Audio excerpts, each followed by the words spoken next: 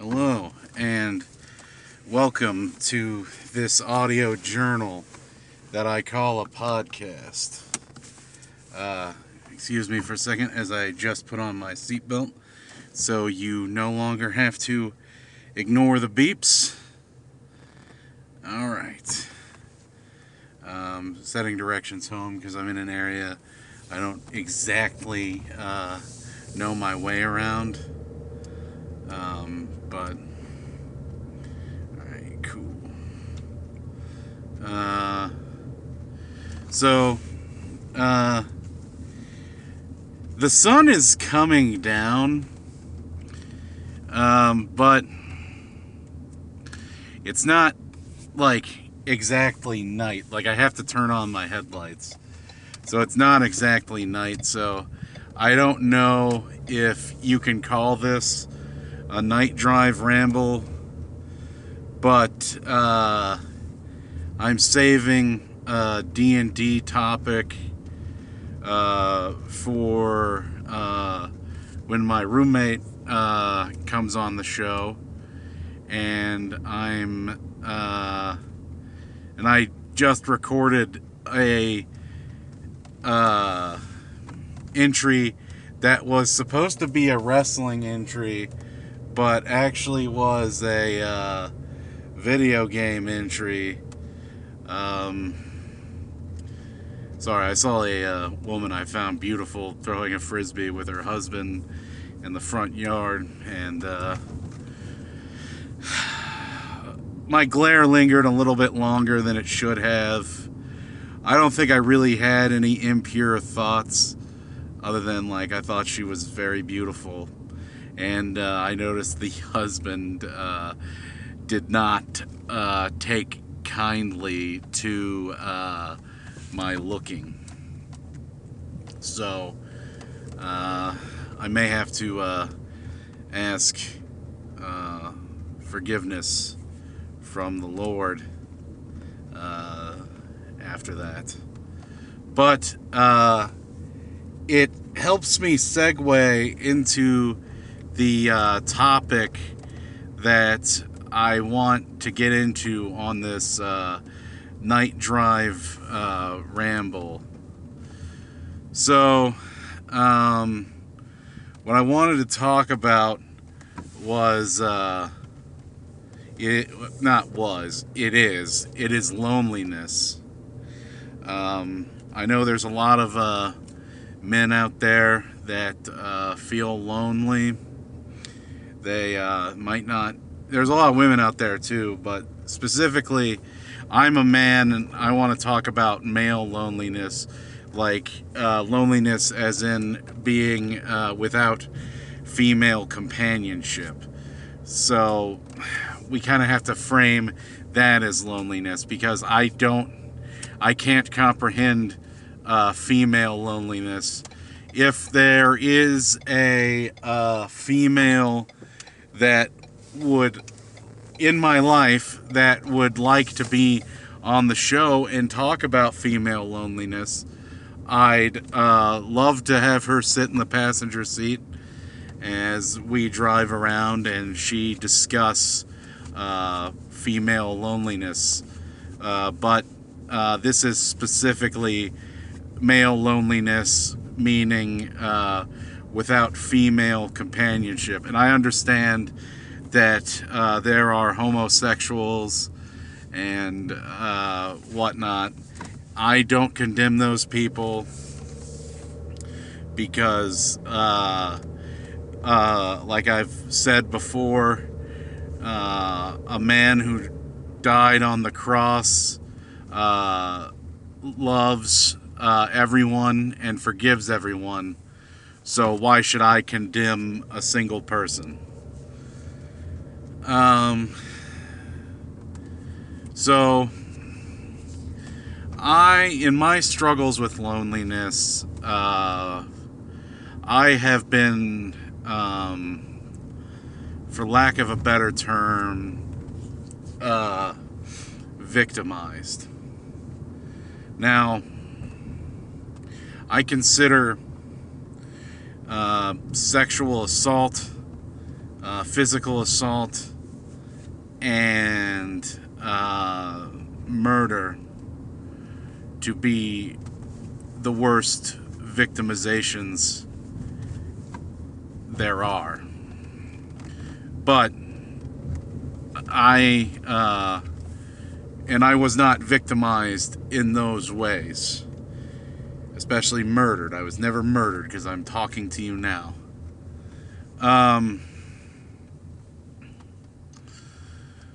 When I was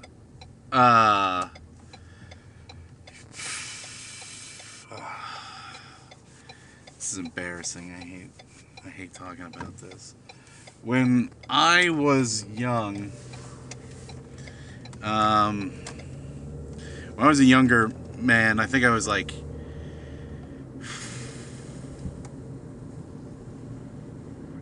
25, 26 maybe. No, it was like either 24 or 25. I bought my condo when I was 26.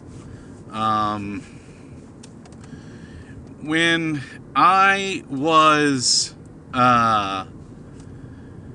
24 or 25, I was single. I was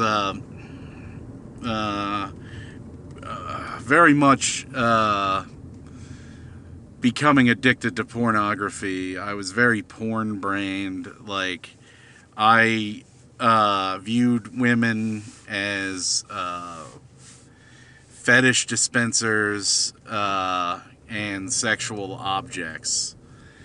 Like, even though I was big into BDSM as a submissive male, I still viewed women as fetish dispensers, like, and sexual objects, even though I, in my mind, was giving them control over me.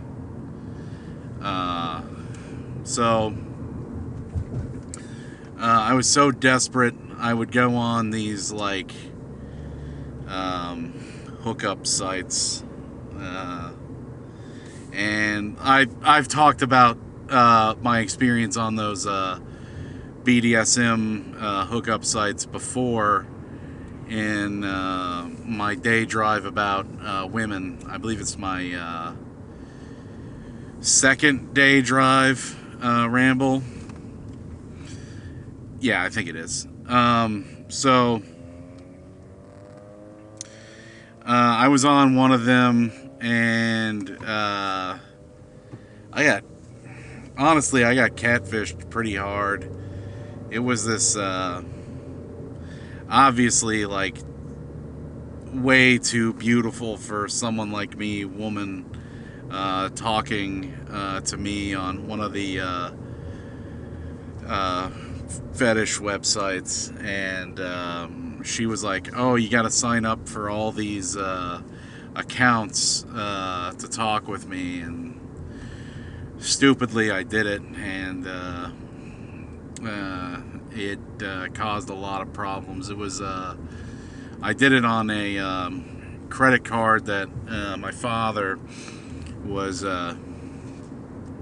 gracious enough to give me to pay for gas and things that I needed, not necessarily things that I didn't need, like, you know, websites to talk to women that are scamming me. And he blew up on me when that. I mean, I wasn't strong enough, or I wasn't honest enough to confess what had happened, and luckily it was swept under the rug.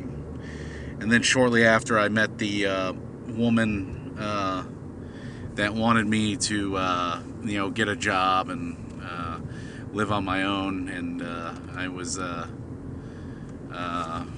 fearful of going through that process.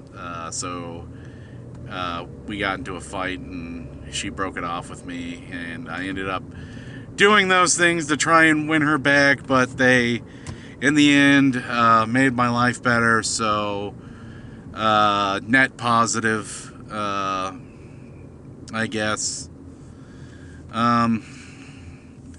So after that woman, and just trying to find a woman that suited my fetishes and my sexual desires, I would return to the kink dating sites, and eventually I came across this woman, and I don't really have much nice to say about this woman. I don't really have much bad to say about this woman, but she did victimize me in a way that is hard to necessarily forgive, but she's not the hardest person to forgive. Like, I don't wish any ill on her, but I just want to know, why did she do what she did to me? And it affected me. It affected my self-esteem, and it was largely responsible for sending me deeper into porn addiction. So I was on this kink website, and I posted something about, I'm looking for a woman to talk to and everything like that. And lo and behold, this woman responds, and we start talking, and she's into, she's not really into the same things. She said she was into the same things, and I guess for whatever reason she is. But what she really wanted was someone to financially exploit. You see, this woman was not wealthy. She was rather impoverished, and I don't have a problem with poor people. I have great empathy for them, and I like to be charitable towards them as much as I can. And I don't want to make this sound like this is an indictment of this woman because she was impoverished. I think it's an indictment of this woman through for how little respect she gave me as a human being. And she gave me this like horrible self-esteem complex where I just had like terrible self-esteem, and things came out of this low self-esteem that are embarrassing, like too deeply embarrassing to really go into. So I'm kind of going to tread lightly on this topic, okay? So she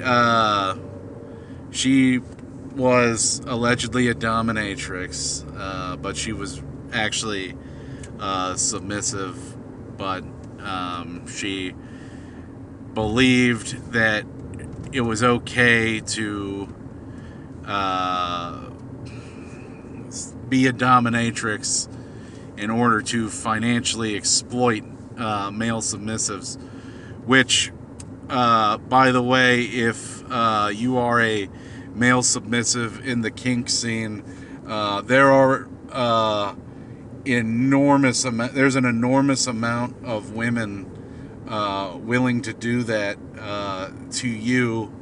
And although I do not care about what makes you happy, as long as you're not hurting anyone else or others, or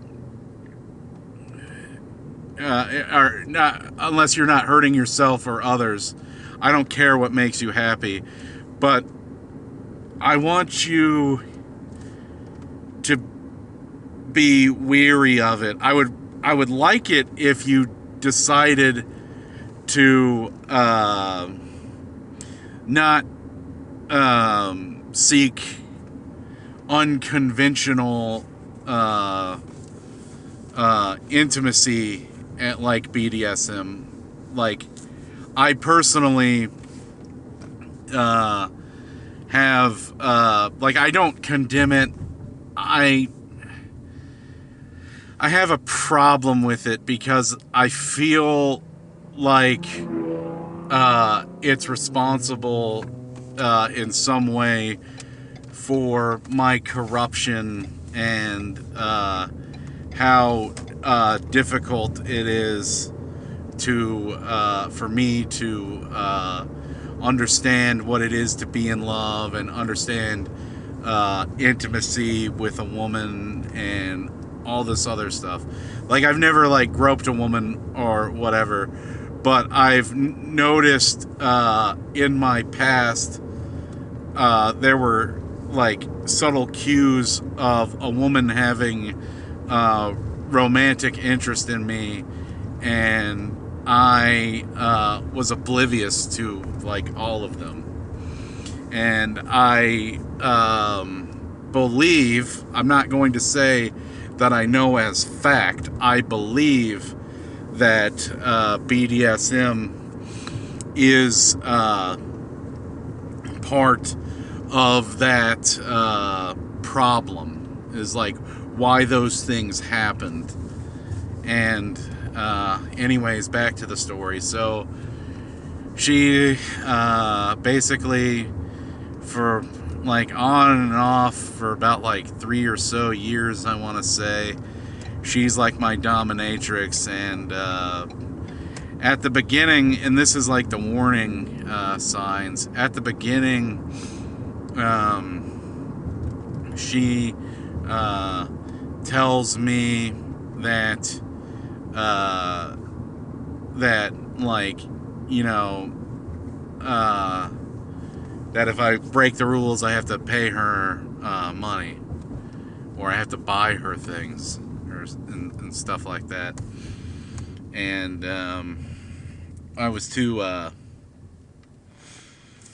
captivated by sexual arousal and lust to understand that this woman was a danger to me in some way, in a financial way. And so as we would progress in that relationship, she would find excuses to quote-unquote punish me, and I would end up paying her money to atone for what she said I did wrong. And you know, I kept doing it. And then there was a time where I just said, oh, I'm gonna have to break it off. And then I went back to her. Same thing. Like, well, it actually became, the second time, it became a pay to play thing the second time. And I also have to say this to make it even more embarrassing than it already is, that this was in a strictly online thing.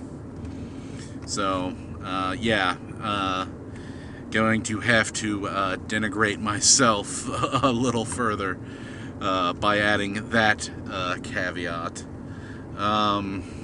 And she she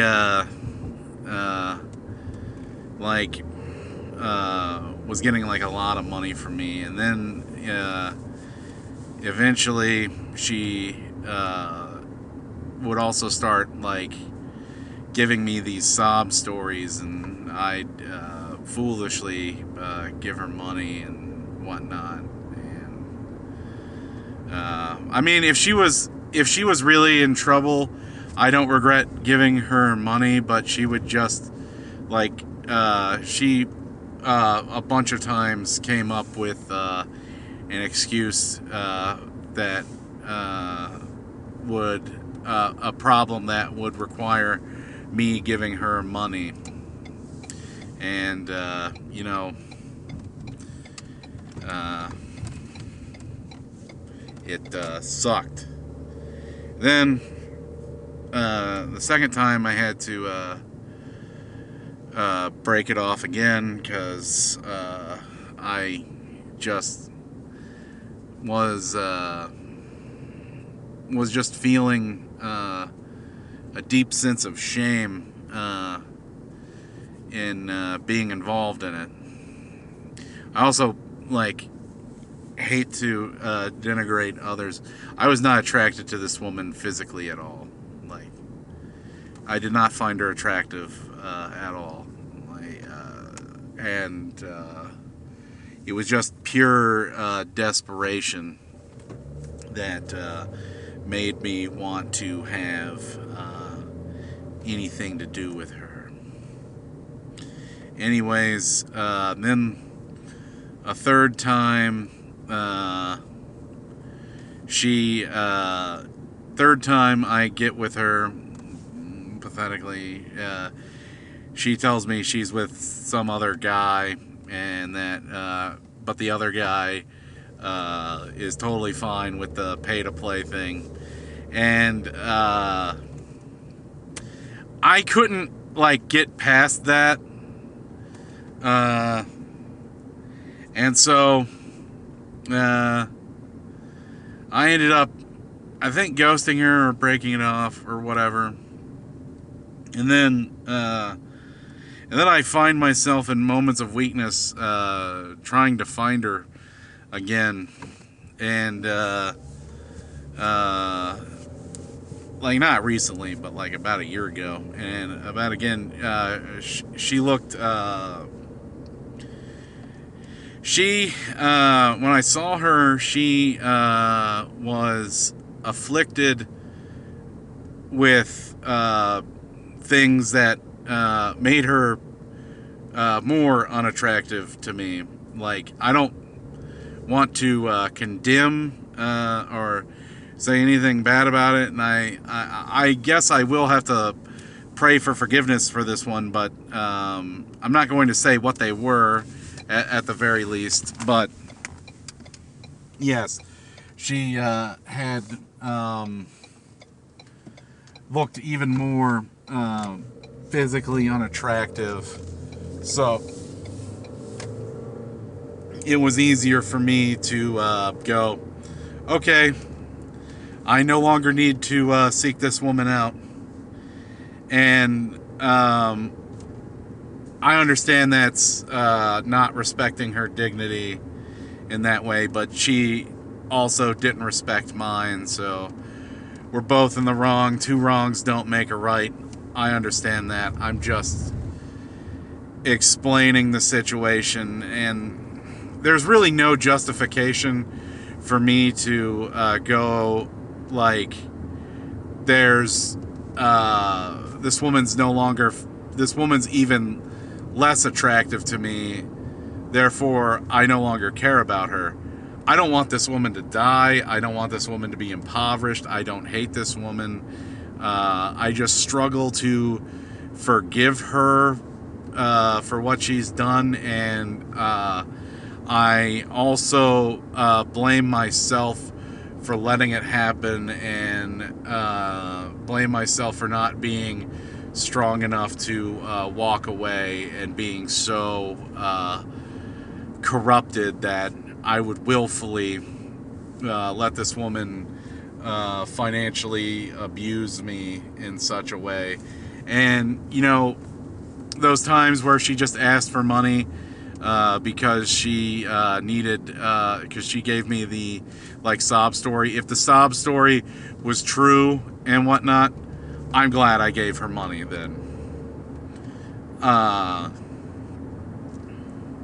mean, I still struggle to forgive this woman, but I don't feel like it's the best thing to talk about this. But not the best thing to talk about, but like mainly because it's embarrassing for me.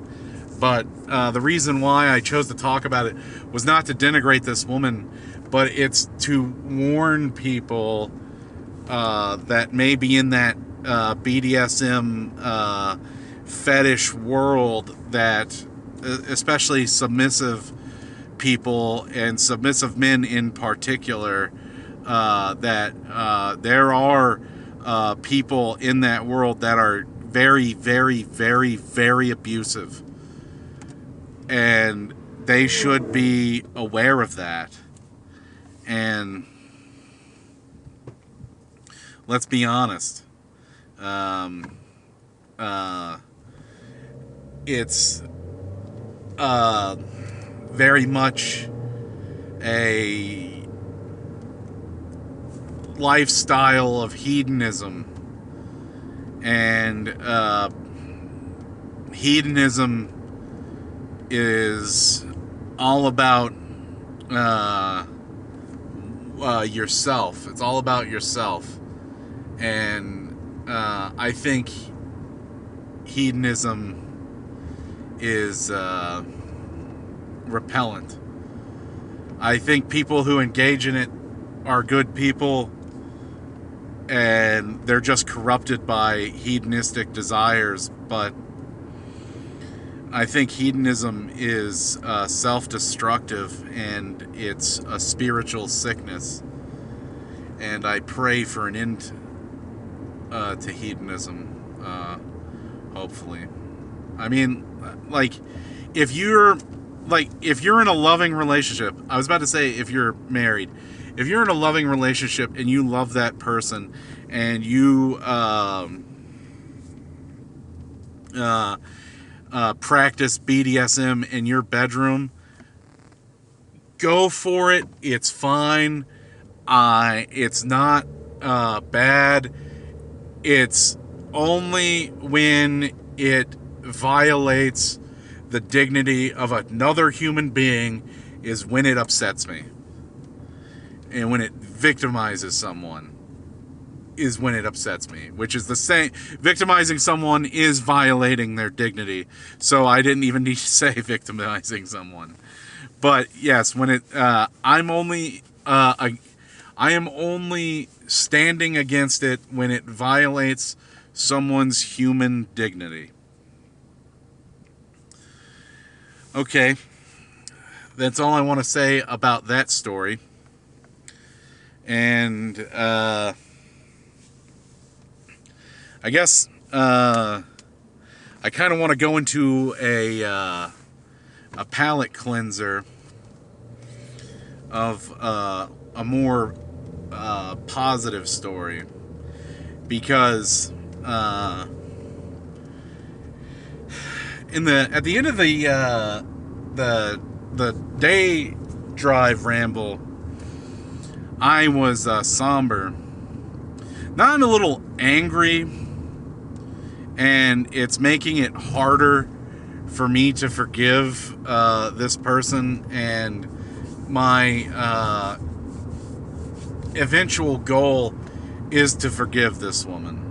Like, that is my eventual goal, is just to forgive everybody. So Um, I want to talk about uh, a different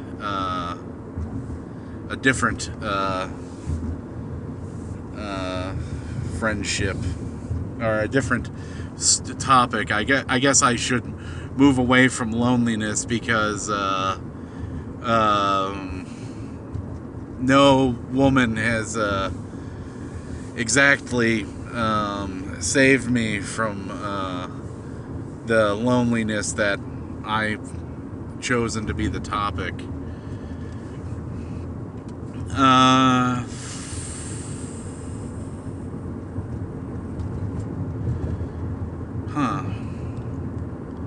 What should I end this thing on? I'm pretty much committed to having to end this discussion on a positive note. So I have to, or this episode on a positive note, so I have to come up with a positive story. All right. I guess that was my DoorDash phone slamming, by the way.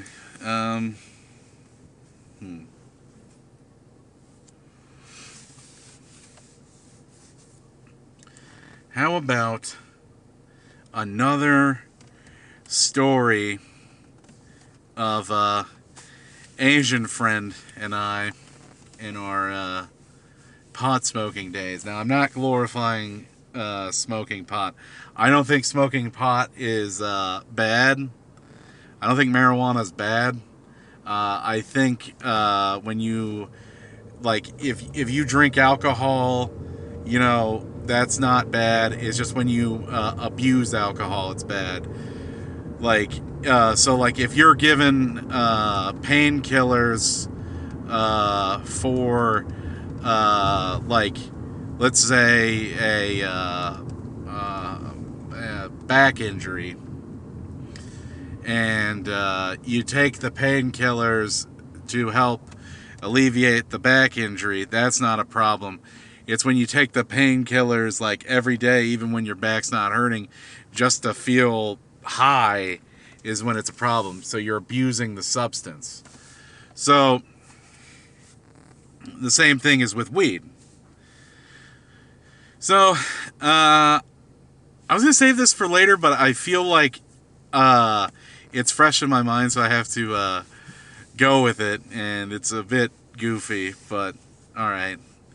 So there was this kid that me and Asian friend were friends with. He was really into the when I first met him, he was really into the classic rock, primarily like Black Sabbath, and I also like Black Sabbath. He liked Black Sabbath, Dio, and a bunch of other bands, and he like exclusively liked things before like the modern era. Okay, he didn't like punk. He didn't like the current metal, like the death metal, which I also like. I have experience going to a lot of death metal shows, and I'll get into those stories one day, hopefully. So this guy, his parents were out of town, and he invited me and Asian friend over.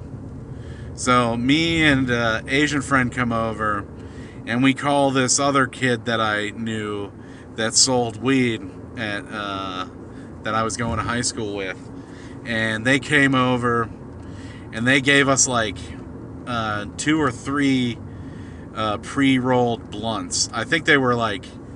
I think there was 2 of them, but there might have been 3. So me, Asian friend, and Black Sabbath start smoking blunts on the on Black Sabbath's back porch, and he's like overlooking this lake, and we're smoking them, and we get high, and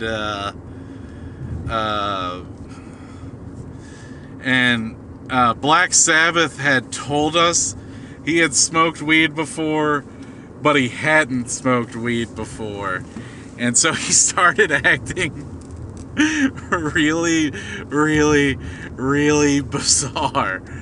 The point where, like, I can't remember what movie we watched. It might have been, like, Tenacious D and the Pick of Destiny, or some other movie that was popular at the time.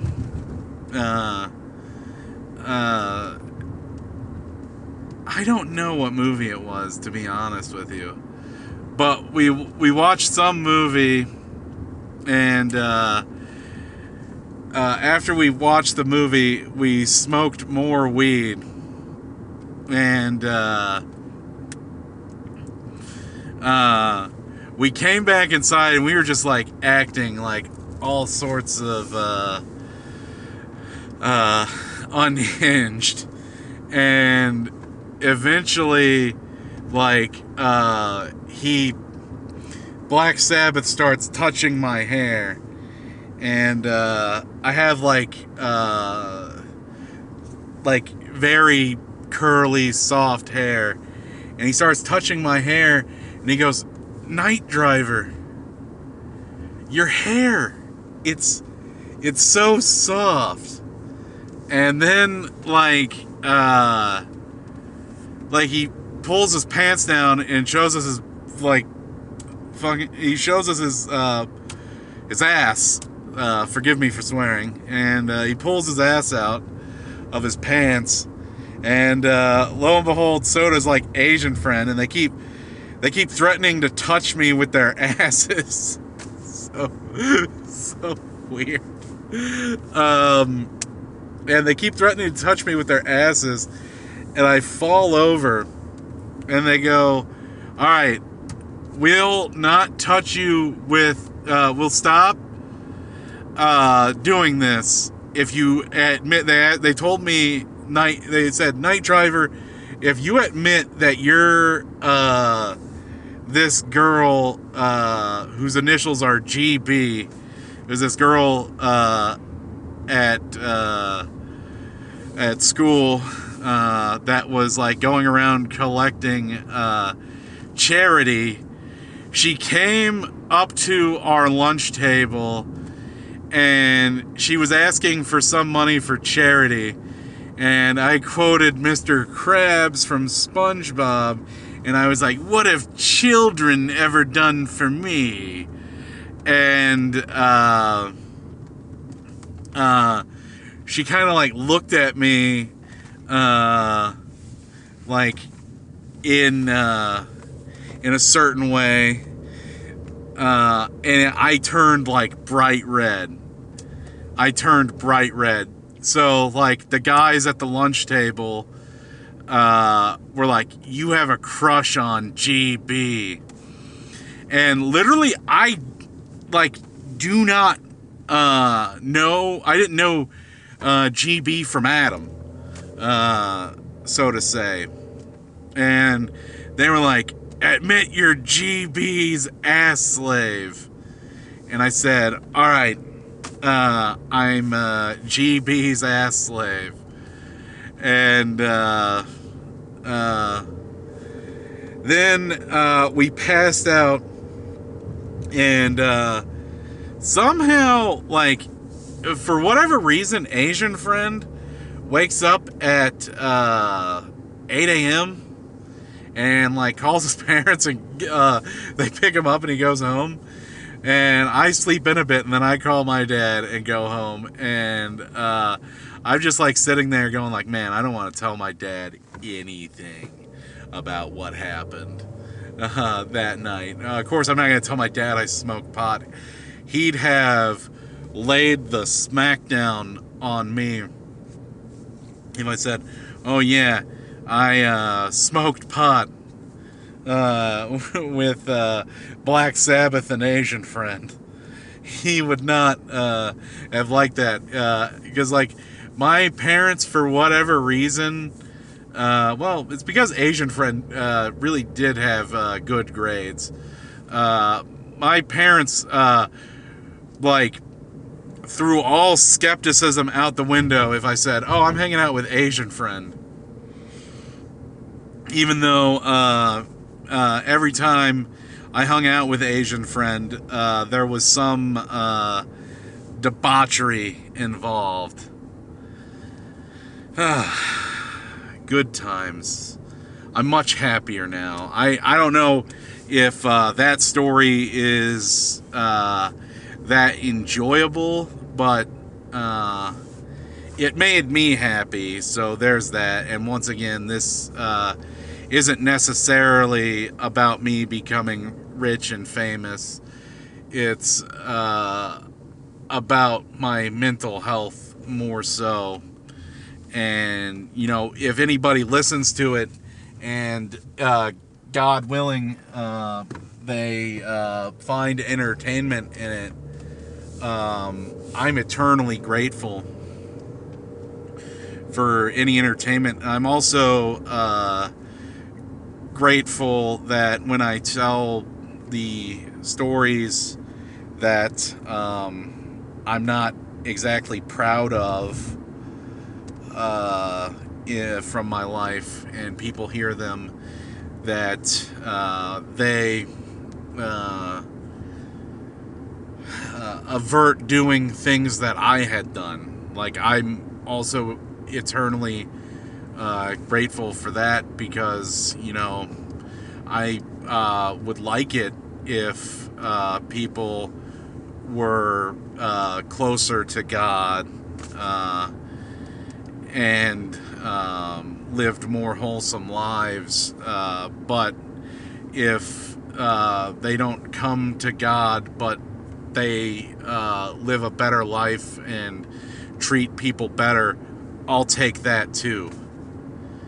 You know, you gotta take the wins where you can get them, if there are any wins to be taken. So, at long last, if you listen to this, thank you.